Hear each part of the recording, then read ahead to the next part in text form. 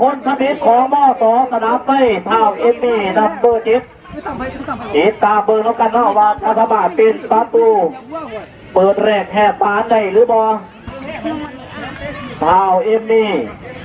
นัมเบอร์7มอสอสนามไส้คนทมิตว่าจะไหนมอสอสนามไส้ตัวแข่งนำไปแล้ว1-0คนของมสสามไทยคำนี้จะเป็นโอ้หัน3 ประตูที่มาไว้เสื้อใจที่สุดประหลาดที่ตามเบอร์คนนี้ของมสชมฟุกจับที่เสมอเลยบอกดับเบอร์สุดกาวาดีเสมอมาแล้วเดือนที่2ของมสสนามไส้เจมาได้เขาไว้ก่อนจังหวะนี้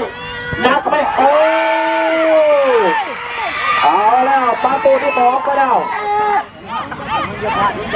คนที่2ของมสสมฟุกได้หรือเปล่าตอนนี้มสสนามไส้ไปแล้ว2 ประตูต่อ1คนที่2ของมสสมฟุกติดตามเบอร์แล้วกันไผ่จะคบปกติน้องไผ่จังหวะนี้สมฟุกตีเสมอได้หรือเปล่าจะออกซ้ายหรือออกขวาสมฟุกมีโบอกมีโบใจทั้ง2 กับ 2 ฝ่ายจะออกเหนือหรือออกใต้ขอเขาขอบไปก่อนคนที่3สนามไส้รอจะได้ยัดเข้าไปโอ้เอาไปแล้วตอนนี้3 ประตูต่อ2คนที่3ของมสสมฟุกมาพักคนนั้นเนี่ยเข้าบ้านคนที่3ของมสสมฟุกนำได้แล้ววันนี้มาเตะตอนนั้นนะจนดูไปเขาคนที่3สมฟุกเสียงบังดีกรรมการดังขึ้นแล้วจังหวะนี้สมฟุกกันไปโอ้เสมอกันไปแล้วต่อ3 ประตูต่อ3คนที่4ของมสสนามไส้เสมอกันไปแล้ว3 ประตูต่อ3นัมเบอร์18จันของมสสนามไส้ติดตามเบอร์นับกันขาสุดขาเสีย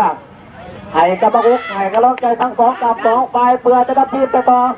คนที่4มสสนามไส้นัมเบอร์18ตาจันว่าแต่ไหนสางหากับไปยักกับไป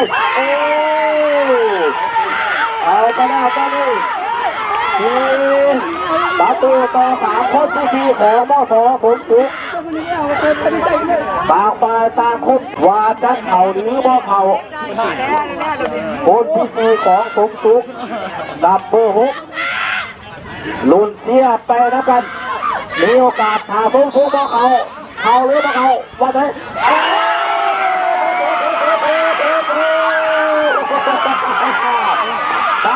มาแล้วตอนนี้มาแล้วของที่หาของมสสนามไส้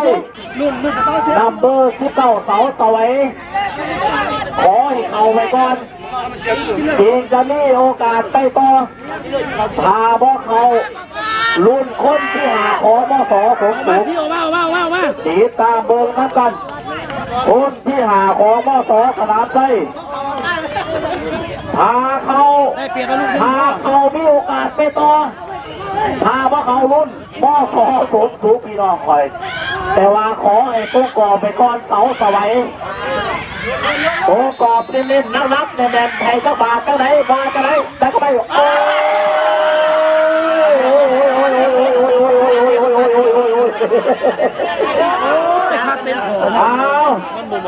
ตอนนี้ถือว่าเสมอกันดูมอสขับพาคนที่ต่างฝ่ายต่างผ่านไปแล้วถ้าสมฟุกเขาก็มีโอกาสไปต่อพาบ่เขาจบเพียงซัมนี่วาสันนอมอสสนามไส้มีโอกาสไปต่อการลุ้นไปแล้วกัน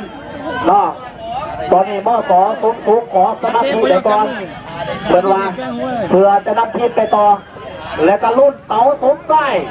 ซุปเปอร์เซฟของมสสนามไส้ผู้ได้แซมเมืองสนามไส้ เบอร์หนึ่งแซมเบอ ก็ ร์ สิ่งขันทางจากเมืองในเดือนปานมากลางมาดิมาดิโอ้เสมอไปแล้ว โอ้ยมันยังดีนี่ รอ ยิ่งดีแล้วไอ้สมโอมยิ่งดีแล้ว เอา นี่ยอมรับมันยิ่ง และสำหรับผลการแข่งขันระหว่างโพธิ์ไส้กับไส้สีถา เตะบ้านงัด มสสีถาชนะไปแล้ว6 ประตูต่อ5ติดโดยการดวลจุดโทษติดตามเบอร์มสสนามไส้ครับสมสุขคนที่6พาเขากับมีโอกาสลุ้นขอให้เขาไว้ก่อนจังหวะนี้ดับเบอร์สีติดข่าวสีเลยยกเลยโอ้ยเอาสีต่อไป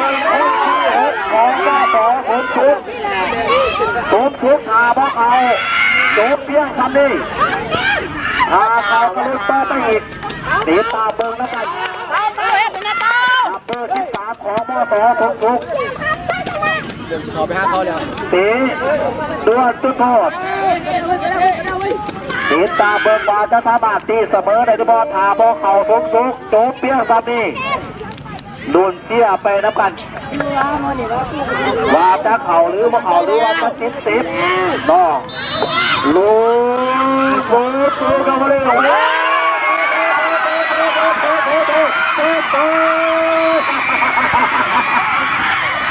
สำหรับผลการแข่งขัน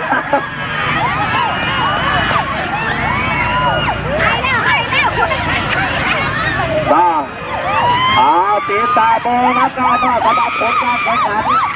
ระหว่างมสสมสุขกับมสสารไส้กับสาบินชิดไปมสสามไส้ไปพบกับมสสีถาพี่น้องเลยนอนในหอบ4 ทีมและสำหรับนักกีฬาคู่ต่อไปน่ากาเปลี่ยนชุดเปลี่ยนเครื่องมือเนาะและสำหรับผลการแข่งขันการดีอกดีใจทั้ง2 กับ 2 ฝ่ายเนาะสำหรับมสสมสุขมาหอในการสมมาประกวดเนาะกาถือว่าปสสามไส้ไปพบกับปสสีถา